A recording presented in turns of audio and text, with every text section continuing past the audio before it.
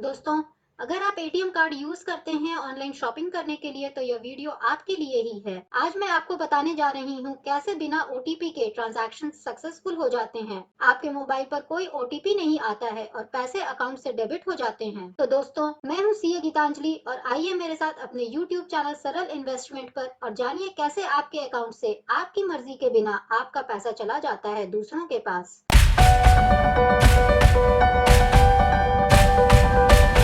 Video को subscribe करिए और बेल आइकन प्रेस करना ना भूलें ताकि कोई भी वीडियो आपका मिस ना हो जाए। सबसे पहले मैं आपको बता दूं कि अगर आप अपने कार्ड के 16 डिजिट नंबर में से अगर लास्ट के 6 डिजिट्स किसी को भी बता दें तो ट्रांजैक्शन आपकी मर्जी के बिना भी सक्सेसफुल हो जाता है। तो दोस्तों, बी केयरफुल। आइए अब देखते हैं कैसे बिना ओटीपी के ट्रांजैक्शंस होता है। दोस्तों, कुछ दिन पहले की बात है।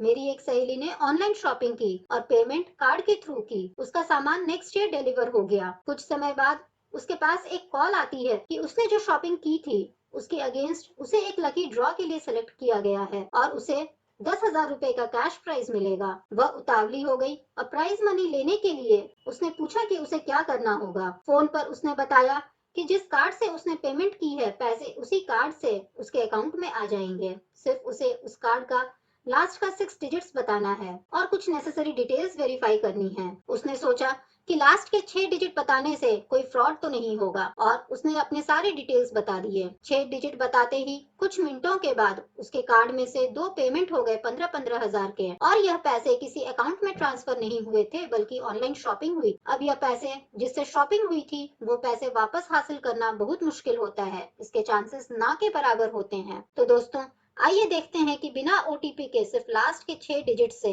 ट्रांजैक्शंस कैसे हो जाते हैं। इसके लिए एक रिक्वायरमेंट होती है कि आपका कार्ड मास्टर कार्ड या वीजा कार्ड होना चाहिए, रुपे कार्ड नहीं। मास्टर कार्ड और वीजा से इंटरनेशनल ट्रांजैक्शंस हो सकते हैं, रुपे कार्ड से नहीं हो सकते। अब लास्ट के 6 डिजिट का मामला देखते हैं। जनरली वीजा या मास्टर कार्ड का फर्स्ट 10 डिजिट सिमिलर होता है और लास्ट के 6 डिजिट्स डिफरेंट। तो जो भी लोग ये फ्रॉड करते हैं उनके पास मास्टर कार्ड या वीजा कार्ड्स होते हैं और वे पता कर लेते हैं कि किस कार्ड का ट्रांजैक्शन है या कौन सा कार्ड इन नंबर्स में फिट हो रहा है। 2 से 3 बार ट्राई कर लेने से उनका अनुमान सही बैठ जाता है और फिर ट्रांजैक्शन सक्सेसफुल हो जाते हैं। कुछ बेसिक इंफॉर्मेशन जो हैकर्स मांगते हैं वो है card expiry date, CVV numbers. अब यह जो हैकर या फ्रॉडस्टर है उसका अकाउंट क्या तो फॉरेन में होगा या फिर फॉरेन वेबसाइट से शॉपिंग करता होगा। तो दोस्तों, यह बात गौर करने की है कि फॉरेन में कार्ड पेमेंट्स के लिए कोई ओटीपी की रिक्वायरमेंट नहीं होती है। हम अपना card number, expiry date, CVV details share कर लेते हैं तो पेमेंट्स बिना ओटीपी के हो जाते हैं। अब बात करते हैं कि हम किन बातों का ध्यान रखें